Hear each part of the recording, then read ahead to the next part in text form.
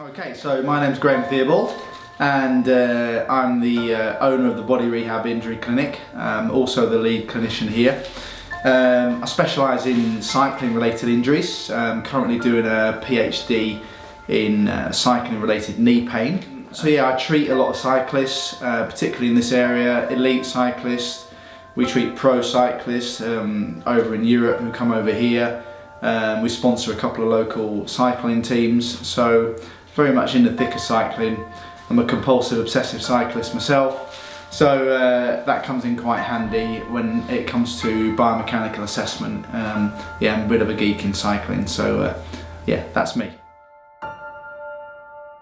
Regardless of whether you've done the prep or not, you're gonna, outside of traumatic injury, so if you fall off the bike, obviously there's a degree of trauma, falling on an outstretched hand, that sort of thing, which you would have to get dealt with at a local A&E. Road rash could be something you'd come across from a trauma perspective, just falling off your bike, getting on and off it. It's just a case of keeping on top of that sort of stuff and making sure infection doesn't set in. Outside of the trauma related stuff, the really number 1 and 2 related injuries, the first is the neck that people experience when you're in a prolonged position like that. That's something you would experience in the first few weeks of cycling long distances.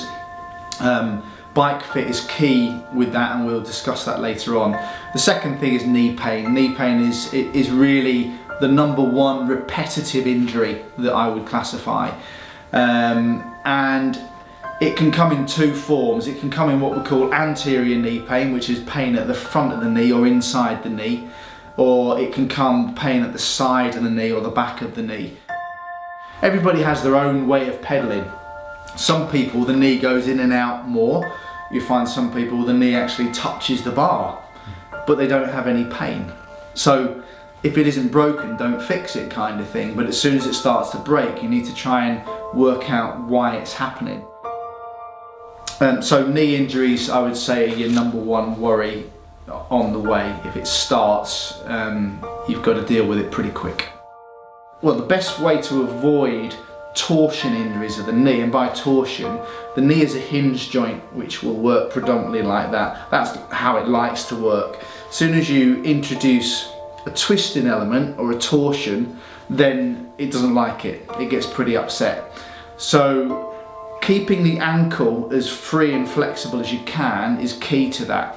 So the kind of pedals and cleats you use are going to be very important, and making sure that they're nice and free. So backing the pedals off so that you've got a maximum amount of float in your ankle, which means that the cleat or the pedal takes up that torsion. So rather than the knee doing this, the pedal does this.